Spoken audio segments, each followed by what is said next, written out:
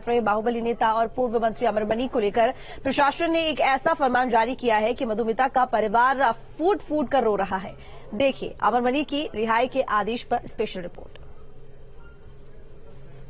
हम पूरे देश की महिलाओं से ये बात कहते हैं कि कभी भी इंसाफ हिंदुस्तान में मत मांगना, वरना हमसे ज्यादा मेहनत कोई इंसान नहीं कर सकता। सुप्रीम कोर्ट में फूट फूट कर रोती जिस महिला को आप टीवी स्क्रीन पर देख रहे हैं वो निधि शुक्ला है, कवित्री मधुमिता शुक्ला की बहन, जिसकी हत्या आज से 20 साल पहले 2003 में कर दी गई थी। बहन की हत्या में शामिल अमरमणि और पत्नी मधुमणि की रिहाई रोकने के लिए निधि शुक्ला सुप्रीम कोर्ट तक गई, लेकिन सुप्रीम कोर्ट ने रिहाई पर रोक लगाने से इनकार कर दिया, जिसके बाद कोर्ट परिसर में ही निधि शुक्ला फूट फूट कर रोने लगी, जबकि भाई विजय शुक्ला को यकीन नहीं हो रहा कि अमरमणि त्रिपाठी की रिहाई होने वाली है। बात यह है कि 20 साल हमको हो गए, 20 साल बहुत होते हैं। हमने सब कुछ अपना छोड़ दिया सिर्फ इस बात के लिए कि मधुमिता केस में इंसाफ हो जाए। अब करीब 2 महीने से हम उत्तर प्रदेश प्रशासन को, गवर्नर साहब को, सभी को ये अवगत करवा रहे हैं, उनको सूचना दे रहे हैं कि साहब कोई निर्णय मधुमिता केस में मत करिएगा कि आपके दरवाजे पे सजा माफी के लिए आया है, ये गलत आया है, क्योंकि ये जेल गया ही नहीं और इसकी सुनवाई अगस्त में है। ये सबको पता होने के बाद भी 24 अगस्त की रात में भ्रष्ट अधिकारियों ने रिपोर्टें बनवाई और इसको रिहा करने का आदेश कर दिया गया। अब बहुत दुख है और आज समझ में आता है कि निधि ने इंसाफ के लिए 20 साल अपने जो लगाए उसकी बहुत बड़ी बेवकूफी थी।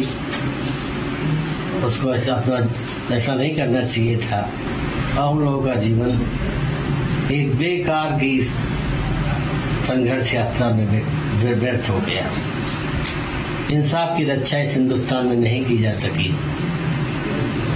चंद्रयान चंद्रमा पे तो जरूर पहुंच गया, लेकिन आम आदमी को मिला इंसाफ रसातल में पहुंच गया। मधुमिता की जब हत्या हुई तब उनकी उम्र महज 17 साल थी और वो वीर रस की कवियत्री थी और उनकी कविता में इतनी धार थी कि देखते ही देखते पूरे देश में छा गई। बड़े बड़े कवि सम्मेलन में उन्हें बुलाया जाने लगा और उसी दौरान वो अमरमणि त्रिपाठी के संपर्क में आई। लेकिन 9 मई 2003 में लखनऊ में निशादगंज स्थित पेपर मिल कॉलोनी में मौजूद घर में ही गोली मारकर उनकी हत्या कर दी गई। अमरमणि त्रिपाठी का यह घर हुआ करता था। उत्तर प्रदेश की राजनीति में सबसे बड़ा चेहरा और पूर्वांचल के बाहुबली अमरमणि त्रिपाठी को बीते कई वर्ष से 20 साल बाद जेल की सलाखों से बाहर निकलने की बात कही जा रही है। एक वक्त ऐसा था कि यूपी में उनके नाम की तूती बोलती थी। अमरमणि का नाम यूपी के बाहुबली नेताओं में आता था। पूरब से लेकर के हर तरफ उनकी छाप दिखती थी। कई बार अलग अलग वो राजनीतिक दलों में रहे। मधुमिता कांड के बाद उनके सितारे गर्दिश में चले गए थे। पूरी तरह से पूरे परिवार में एक हिसाब से कह सकते हैं आपकी राजनीति से लगभग एक हिसाब से नाता खत्म ही हो गया था। मधुमिता हत्याकांड में 2007-8 के आसपास ये पूरी घटना हुई थी, जिसके बाद अमरमणि और उनकी पत्नी को दोषी करार दिया गया था। आजीवन कारावास की सजा सुनाई गई थी और लगभग 20 साल के आसपास की सजा लगभग दोनों ही पति पत्नी दंपत्ति काट चुके हैं। हत्या का आरोप लगा यूपी के एक बाहुबली नेता और पूर्व मंत्री अमरमणि त्रिपाठी और उनकी पत्नी पर। दोनों पर केस चला, अदालत में दलीलें दी गई, फिर कोर्ट से दोषी ठहराए गए और उम्र कैद की सजा मिली। लेकिन 20 साल के बाद एक ऐसा फरमान गोरखपुर जेल पहुंचा, जिसके बाद लखनऊ से लेकर दिल्ली तक सियासी संग्राम छिड़ गया। इस वक्त हम बीआरडी मेडिकल कॉलेज के प्राइवेट वार्ड के बाहर खड़े हैं और ठीक इसी प्राइवेट वार्ड के फर्स्ट फ्लोर पर अमरमणि त्रिपाठी और मधुमणि त्रिपाठी भर्ती हैं। उनका इलाज चल रहा है। देर रात गोरखपुर प्रशासन को इनके रिहाई के आदेश मिले। डीएम गोरखपुर और एसएसपी गोरखपुर के पास ये आदेश पहुंचा। उसके बाद डीएम गोरखपुर ने जिला प्रशासन को रिहाई के जो फाइल है, जेल प्रशासन को रिहाई की फाइल तैयार करने के लिए कहा। जेल प्रशासन रिहाई की फाइल तैयार कराकर जिलाधिकारी गोरखपुर को भेजेगा और उसके बाद जिलाधिकारी गोरखपुर उस पर आवश्यक कार्रवाई करके वो फाइल वापस जेल प्रशासन को भेजेंगे। जेल प्रशासन उसके बाद फिर कागजी कार्रवाई करके उनकी रिहाई करेगा। इस बात की भी संभावना है कि स्वास्थ्य कारणों से जो प्रशासन है वो बीआरडी मेडिकल कॉलेज पहुंचकर कागजी कार्रवाई करके यहीं से रिहाई करे। विपक्षी पार्टियों ने यूपी सरकार पर करारा हमला बोला है और वोट बैंक के लिए अमरमणि की रिहाई का आरोप लगाया है। हत्या के अपराधियों के पक्ष में मानवीयता दिखाने की क्या आवश्यकता है? मधुमिता का परिवार न्याय की गुहार लगा रहा है और उन आरोपियों को आजन्म सजा मिली है और आप उनके आचरण के हिसाब से छोड़ने की बात कर रहे हैं। क्या हत्या एक अच्छे आचरण का संकेत है? आप वोटों की राजनीति के लिए उनको छोड़ना चाहते हैं। ये समाज में गलत संदेश है, ये समाज में गलत परंपरा है। इस तरीके की परंपराएं सिर्फ वोटों के ठेकेदार कर सकते हैं, अन्य कोई नहीं। हमेशा बहन बेटियों के खिलाफ होने वाले अत्याचार, अन्याय, दुर्व्यवहार में जो अपराधी शामिल होते हैं, उन अपराधियों को संरक्षण देना बीजेपी का एजेंडा है। वो संरक्षण गुजरात में बलात्कारियों को जेल से रिहा करना हो, हाथरस की घटना पर हो, उन्नाव की घटना पर हो, लखीमपुर के चीरहरण पर हो, जहां पर भी बहन बेटियों माताओं के साथ अन्याय होगा, अन्याय करने वालों के पक्ष में भारतीय जनता पार्टी और वो सरकार खड़ी होती है। दरअसल अमरमणि ने अपनी समय पूर्व रिहाई के लिए सुप्रीम कोर्ट में एक याचिका दायर की थी, जिस पर सुनवाई करते हुए सुप्रीम कोर्ट ने 10 फरवरी को आदेश पारित किया था। आदेश का पालन न होने पर अमरमणि ने अवमानना वाद दायर किया, जिस पर सुप्रीम कोर्ट ने 18 अगस्त को आदेश जारी किया। याचिका में कहा गया था कि कैदी की उम्र 66 साल होने और 22 नवंबर 2022 तक 17 साल 9 महीने 4 दिन की अपरिहार्य सजा और 20 साल 1 महीने 19 दिन की सपरिहार्य सजा काट चुका है। अच्छे आचरण को देखते हुए शेष सजा माफ कर दी जाए। मधुमणि भी 16 साल से अधिक समय से जेल में है और इसी के बाद प्रशासन ने उन्हें रिहा करने का आदेश जारी किया।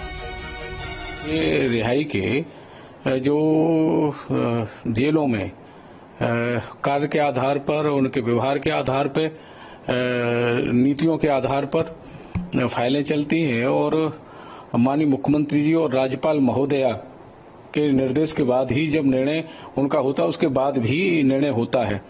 तो जैसा भी उनका निर्णय होगा उसके आधार पे आगे कदम बढ़ाया जाएगा। राज्यपाल जी के उस पे विवेक पे हम उंगली नहीं उठा सकते। राज्यपाल जी की ऐसा नहीं है। हमारी जो फाइलें जाती हैं, राज्यपाल महोदया उनको अच्छे से पढ़ती हैं और उस पे विवेक पूर्वक निर्णय लेती हैं। जो भी उनका निर्णय होता है वो हम लोगों को मान्य होता है और वो निर्णय ऐसे ही नहीं लेती, पूरा अध्ययन करती हैं और अध्ययन करने के बाद उनकी टीम अध्ययन करती है, उसके बाद में वो निर्णय लेती है।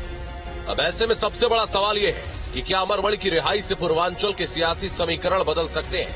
पिछले कुछ सालों से पूर्वांचल की राजनीति 360 डिग्री बदल गई है। अब वहाँ एक ही पावर सेंटर है जिन्हें लोग अब भी बाबा कहते हैं। बाबा का मतलब यूपी के मुख्यमंत्री योगी आदित्यनाथ। सीएम रहते हुए उन्होंने जो अपनी छवि बनाई है, अब उस फ्रेम में अमरमणि त्रिपाठी की कोई गुंजाइश नहीं है। पूर्वांचल में ब्राह्मण और राजपूत के बीच वर्चस्व की लड़ाई लंबे समय से चल रही थी। ब्राह्मणों का नेतृत्व हरिशंकर तिवारी कर रहे थे, तो ठाकुरों के बीच वीरेंद्र प्रताप शाही अपनी पकड़ बनाए थे। पूर्वांचल के सबसे बड़े ब्राह्मण नेता हरिशंकर तिवारी रहे हैं। योगी आदित्यनाथ और तिवारी गोरखपुर की राजनीति में एक दूसरे के विरोधी रहे। हरिशंकर तिवारी के निधन के बाद राजनीति के उस दौर का द एंड हो चुका है। इसका मतलब यह नहीं हो सकता कि पूर्वांचल की ब्राह्मण पॉलिटिक्स के लिए अमरमणि के पास कोई गोल्डन चांस है। यूपी के जिस इलाके से अमरमणि त्रिपाठी आते हैं, वहां तो अब कई ब्राह्मण नेता नजर आते हैं। बस्ती से लोकसभा के एमपी हरीश द्विवेदी, बिहार में बीजेपी के सह प्रभारी हैं, अमित शाह के करीबी माने जाते हैं। देवरिया से रमापति राम त्रिपाठी बीजेपी से सांसद हैं। वे बीजेपी के यूपी प्रदेश अध्यक्ष रह चुके हैं। पड़ोस में कुशीनगर में बीजेपी के सांसद ब्राह्मण समाज से हैं। उनका नाम है विजय दुबे। और इसके अलावा नई पीढ़ी में पत्रकार से बीजेपी विधायक बने शलभमणि त्रिपाठी की भी चर्चा होने लगी है। लेकिन पूर्वांचल की सियासत में अभी भी 90 के दशक जैसी ब्राह्मण सियासत नजर नहीं आ रही। अमरमणि अब 66 साल के हो गए हैं। अमरमणि महाराजगंज जिले के नौतनवा सीट से 4 बार विधायक बने। उनके बेटे अमनमणि भी 2017 में इसी सीट से निर्दलीय विधायक चुने गए थे और 2022 का चुनाव वे हार गए। सियासत की तासीर ही ऐसी है कि नेता कभी खत्म नहीं होता, वो फिनिक्स की तरह कभी भी जिंदा हो सकता है। अमरमणि वाली किताब में नए पन्नों के जुड़ने की संभावना तो बहुत कम है, लेकिन पूर्वांचल की सियासत अब ओबीसी के इर्द गिर्द सिमट गई है। संजय निषाद और ओपी राजभर जैसे ओबीसी नेता उभरे हैं, जो बीजेपी के सहयोगी दल के तौर पर हैं। ऐसे में अमरमणि त्रिपाठी क्या ब्राह्मणों की सियासत को नई जान दे पाएंगे? गोरखपुर से अमर, लखनऊ से शुभम पांडे और दिल्ली से अवनीश के साथ टीम न्यूज स्टेट।